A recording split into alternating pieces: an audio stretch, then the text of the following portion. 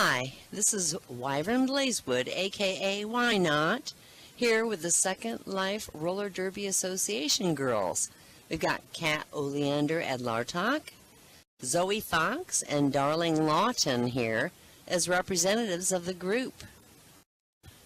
How did you first learn about Second Life and what first brought you here? I saw Second Life. I was watching TV one day and it was brought up on a show I was watching. I can't recall exactly what it was, but it was interesting and I looked it up, I checked it out, and here I am almost, I think, like 5 years. 5 years? Yeah, I'll be 5 this year. Oh my gosh. Getting old. What about you ladies? I guess Darling had a little cramp in her leg. She had to stand up. That's a long time. Years ago, I followed a friend of mine from Excite Chat over here. This is actually my second avatar, and I believe I'm turning 9 on my original avatar this year. Wow.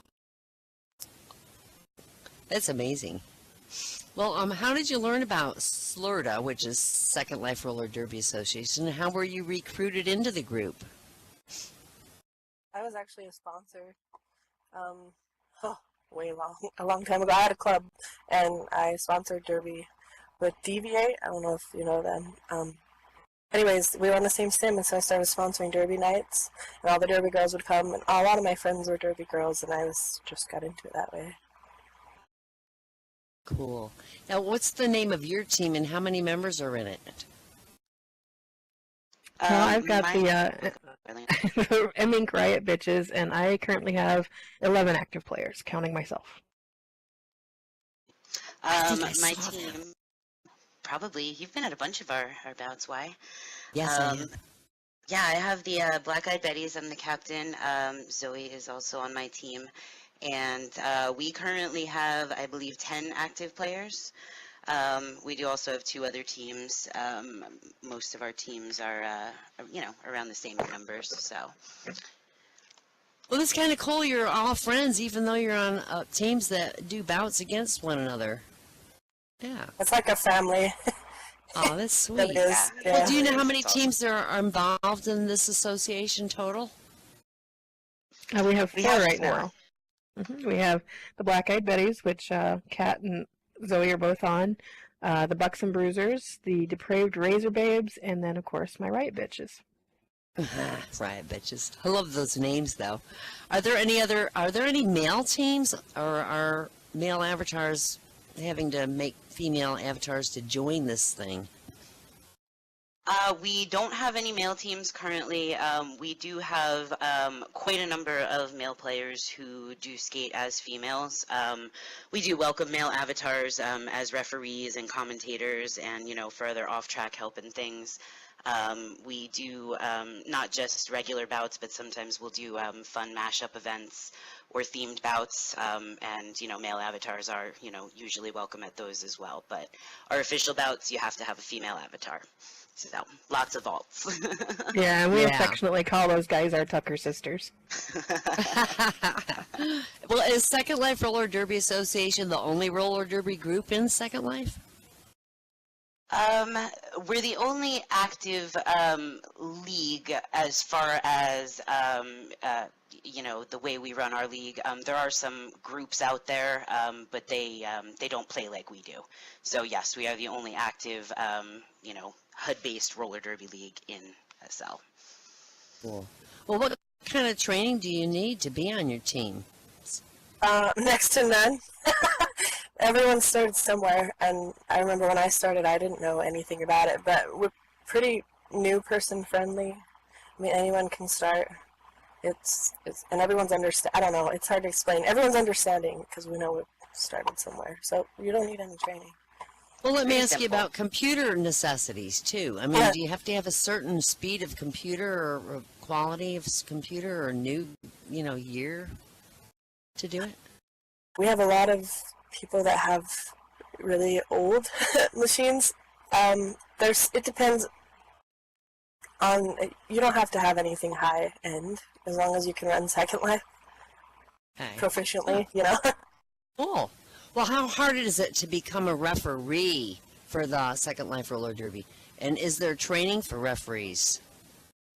Yeah, there's referee training. We try to do that once or twice a month, but if we had more that's actually where we're hurting. If we had more people interested in refereeing, we'd have more training, definitely. It's not hard at all. You just have to understand the rules. And everyone. Do you know how many refs you do have that are available? Are they always free? I mean, this is not part of what I've given you, but No, it's okay. you Most run of out our of refs are referees also sometimes, and you can't have a skaters. bout because you don't have a referee. No, most of our refs are also skaters, so that's where we have a lot of a lot of off-track help. Usually, we require teams that aren't skating certain days to provide us refs for those bouts. We do have a few people who are not skaters, and they do come and they'll sit in and help ref. So there is always a need for people who may be interested in not necessarily skating, but just the referee situation. So, and it's which would be awesome. Yeah. It's real simple. I mean, the rules are very basic to understand and to learn. It's a pretty simple gameplay. If you know anything at all about real life roller derby, we do kind of follow very similar rules. They're a little altered just because of the way Second Life is and things like that. But yeah, so always looking for refs. All right. Well, maybe we'll get you some. We never know when we put the video out. Well, how many practices a week do you normally have for your players? Well, for the Riot Bitches, we have 2 nights a week, and we do it for an hour and a half each of those nights. I know there are other teams that might have 3. We will sometimes do 3 if we've got a game coming up. So it's kind of fluid, but we do have 2 set days. Cool. Well, what is a jammer? Because I learned this when I went, because I really never watched roller derby seriously on TV or anywhere else until I got in Second Life, and one of my friends is in one of the groups there. And can you explain for the audience what a jammer is and who gets to be the jammer and what skills you need to have to be the jammer? Well, a jammer is the player that actually scores the points for her team. Most people will do speed tests for their computer quality so that you get a fast jammer, but you also have to have a lot of control over that speed because going really fast doesn't matter if you're across the sim. I've seen that happen. A lot of its skills is just learning how to move the avatar with the HUD and adjust your speed accordingly. And then make sure that you can, you know the game well enough that you can choose the correct strategy for what's going on. Sometimes it's not best to run a full 2-minute jam. So, So, who picks the jammer? The coach of the team or what? usually the coach of the itself? team. Yeah, usually the coach of the team will decide who's going to jam. And this season we started something new where we actually have to have you have to have 3 separate jammers, and then you can play whoever you want after those 3 have played the required 10 minutes. So a lot of the teams have double duty. Like I will jam for 10 minutes, but then for the remaining 30 minutes, I will just play blocker. So. You can't be a prima donna and only want to do one thing. So, Right. Multi positions you got to play. Well, how many bouts do you have on average for a year, or does it depend on like your team's standing? Like in real life, they have playoffs, for football teams. Is it like that, or?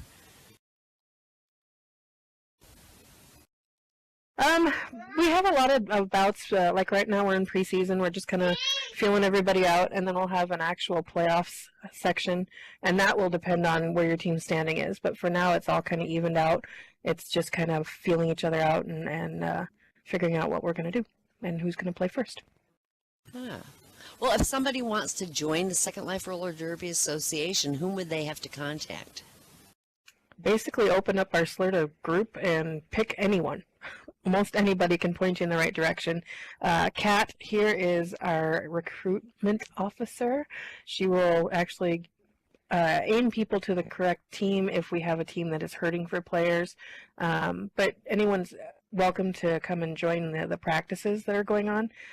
We kind of keep that open so that you can come and meet the people on the teams, see who you kind of gel with. But sometimes we do kind of have to funnel people to teams if somebody's hurting. So. Now, when I've attended the bouts, there's usually 2 or 3 people up in that commentator stand. First of all, what are the challenges to being a commentator? Well, first of all, you have to be sober. Not just... He never was. No, Or no, you don't. I know I wasn't. Anyways, so you have to know what's going on enough with the game to at least one person up there has to know what's going on the track. You don't have to have played, but you have to have like a general sense in what goes on normally. Yeah. So do they have training for commentators like they do for the referees or whatever? We actually have a clinic coming up that will implement that. We haven't really trained anyone. We've just told them pretty much just to keep talking and talk about what's going on. Be entertaining. Yeah, pretty much. You have to have a personality. Jeez, right now, before you change the rules, I can be one. Yay! Yeah, no, A lot of our definitely. commentators are also Please. players, so they do have a sense of what's going on. So that's Yeah. where we get a lot of our commentators from. Yep. Well, how many commentators do you have available to do all these? Do you have several? We have a handful, Oh, quite a good. few. That's Yeah, there's good. always people willing. Well, I noted when I attended the bouts that there's usually 2 to 3 people up in that commentator stand. Is that usual? Is there a minimum of people you want up there, like 2 definitely, to talk back and forth, or can one person be there? Normally, it's better to have at least 2 so they can play off each other, like you said. But three is probably the limit, so you don't get a lot of chiefs. Everyone talking about each other. But yeah, that's normally 2. 2's good. 1's okay, but 2 is best. Right. Well, like many other sims that have large groups, you got a script count limit. I forgot what the maximum script count is to be a spectator. What was that? The spectator, we actually have a script monitor that'll send you home. It's 20 scripts. 20, okay. Yeah, and it says right in front of our main entrance now, so people are aware before, so they're not disputed. But yeah, it's 20 scripts just because we're all on one sim, so we're trying to make it as less laggy for the girls as possible. Well, what kind of training do you need to be on a team before you actually get on it? None. None! Yay! I can be on a team! I can be There anything. is a prospect period. Generally we tell people to not necessarily pick a team right away. We welcome people to come down to team practices and, see what team schedule may work best for them, because all of the teams do practice on different days throughout the week. So some teams, may work out better for other people than others. Basically, we require you to fill out a code of conduct, and usually there is a prospect period just to make sure that you can show up at practices and things like that. Most teams require you to show up to at least 1 practice a week for at least an hour or so, just to kind of get, things moving and get you used to what you have to do. The HUD is not complicated. It does take a little bit of learning. And that's pretty much it. It's really just the HUD that, you need to learn. If you're familiar with your keyboard controls, we do use WASD keys, or we recommend using them with our HUD. So if you have any gaming skills, you do have a little bit of an advantage there. We do also require voice to at least be able to hear voice, not necessarily speak, because we do communicate through voice. It's very difficult to type and skate at the same time. We can accommodate in some cases, but it is rather difficult, so voice is definitely a plus. Okay, that's very interesting. I'm going to switch the order of the next 2 questions I'm going to ask you, because I want to know how much of an investment financially somebody has to make to get on the team and have the equipment and the HUD and all that stuff. Very little. We do have first of all, there is a demo HUD available at our main sim, so that is free to try out for anybody who might be interested in trying one out before they purchase one. The full version HUD is only 25 Linden, and that is really the only investment you have to make.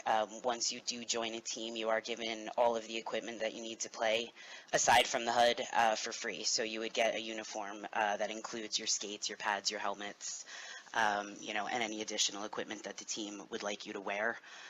You are required to wear everything you are given at our bouts if you participate in an official bout. You can also purchase additional stuff, so if you did want to make additional investments, there's skates and stuff available at our store.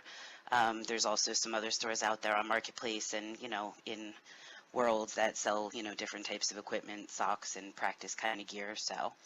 Where's your store? But only 25 Linden. There is, we do have a sim, so if you search SLURTA or just roller derby, it will come up. It is called Bruce City, and it is the SLURTA store. So in the SLURTA store is the HUDs. There's a free pair of skates down there, I believe, some practice shorts that are there for free, and all of the information is there too as well, on how to sign up to join a team or to ref, and also to sponsor. We all are always looking for sponsors. Well, heck, that's cheaper stuff than working here for my sister. No, I'm kidding. It's also free to join the groups. Who has the record currently for the top team or teams in the Second Life Roller Derby? Right now, it is actually Darling's team. The Riot Bitches have been pretty much on top since SLRDA started. How many seasons have you guys? Not one.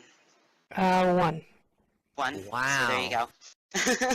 But we are also yeah. the only team that's been here since the beginning, too. Yes, So. they are. So, yes, Yeah, all and of our that teams name is currently really are. intimidating, Riot Bitches. I mean, like I'm running. Yep. Well, if somebody wanted to join a roller derby team, where would they find which teams exist, how they could get to meet the team members? Just one of you guys, they could take your name and IM you, or what? They can IM any one of us. My display name is Miss Machine, so I am the recruiting manager, so if anyone is interested, they can IM me. If you do go down to our SLRDA store at Bruce City, there are managers boards there as well, so you can contact any one of the online managers, and all of the information is there on how to sign up. The practice schedules are there. There's information about the rules, the code of conduct, and all of that stuff. So some note cards with some frequently asked questions. And yeah, the demo HUD is down there as well. So, and you're welcome to go up to our arena. There's a teleporter at the landing point to go up to the main arena, and you're welcome to try the demo HUD out there as well. So it is open to the public. All right, well, in many sports, there's some referees that make really bad calls in both real life and in Second Life, I'm sure. Now, how does the team deal with debatable calls? Do you have rules about you can't be screaming and yelling or fighting, or, I mean, if there's a bad call, what do you do? Everybody knows it's a bad call on your team. You know it was wrong. What do you do? Well, basically, only the captain or co-captain of the team, whoever is designated as the point of contact, is allowed to IM the head ref. So you can't just pick any random ref either. So it's basically whoever's in charge of the team and whoever's in charge of the refs. Those two are the two that will talk. And pardon my child. Bad calls do happen, and usually it's just a mistake. You call your timeout. Your team is allowed 3 timeouts per game. You get 5 minutes to discuss everything, and if it is found that you are correct and the refs were wrong, they will fix it as best as they can. And if the refs stand by their call, then the team captain has to just take it and say, okay, that's what it is. There it is. We put a lot of faith and a lot of trust into our refs, and most of the time, most games run with no timeouts, most of them. But they do happen, and it's not a horrible thing. Nobody's got bad feelings. It's skaters that are usually reffing, so it's people that we know. So it's yeah, and it's then no actually skating and all the rules. Well, Yep. let me just tell you, if you have any like video links that you could give to Nick to maybe put a clip in this video, that would be really cool. But I'm going to go on with Okay. asking you what you find the most fulfilling about being on this roller derby team that you're on, each of you, or one of you. It's like a family. Yeah. I can't leave it. Once you're in, you never go. Once you're in, you're It never really gonna is. leave. I mean, I've Zoe met here some has amazing known me people. since I was pregnant with the little kid that's got a big mouth next to me. Sweet. Well, do you know what other sports teams are available to join on Second Life besides the Second Life roller derby? Any other sports? There's lots of sports as yeah. far as I'm aware. I've got 2 players. I've got one in football and one in hockey. So I know that there's at least those. Cheerleading, boxing, yeah. Apparently snail racing is a big thing in Second Life, too. Oh, that's my next interview. Yeah, the giant snail races. I've got Tindalia, who's really got the highest record for that. And, I've done it. It's actually, like, it's kind of fun. I actually ran it in my little avatar and thought, how the heck does this giant snail stay on this tiny trail? Because I'm falling off. Funny. How do you think that Second Life Roller Derby could better advertise this derby so more people would be aware about the bouts and the opportunity to not only come there and watch, but to be on a team? Really just spreading the word. We've recently, been doing a lot more on Facebook with social media. I found that social media, believe it or not, really does do quite a bit, even for the Second Life community. There's a ton of Second Life Facebook groups and advertising places. I've done a lot on there. So that's something that we've really been trying to do. But we are looking to, get more out there in world, more places that would maybe have ad boards. We are always looking for sponsors. Our sponsorship is kind of a big way of us advertising. We help our sponsors, they help us, sort of thing. So there's sort of a mutual advertising going on through sponsorship, which is something we're always looking to do. So that's something that we are definitely looking to get more of, is sponsors. Yeah, I really believe in cross-advertising groups. That kind of answered my last question, which was about Linden Labs' plea to attract more people just to Second Life, period. And so social media would be one really great way that they could do that. Mm-hmm. I don't know if you had any other suggestions, but that might be the greatest way in this day and time. Any other ideas? No, I mean, if you don't have a Second Life Facebook, make one, because a lot of people have them, believe it or not. I was surprised to see as many people have them as they do. I don't even know how to make a Second Life Facebook. I don't have a First Life Facebook. Actually, I have a Facebook, but I never go to it unless I get a, Sure, you have 5 birthdays. Life, you can figure it out. Yeah, okay. Well, I really appreciate all of you coming today and informing us about this wonderful group, and it is really fun to come and watch and cheer. Kat Oleander, Ed Lartock, Zoe Fox, Darling Lawton, thank you so much for coming, and don't forget to send Nick some links for videos, clips of your group. Thank you. Thank you for having us.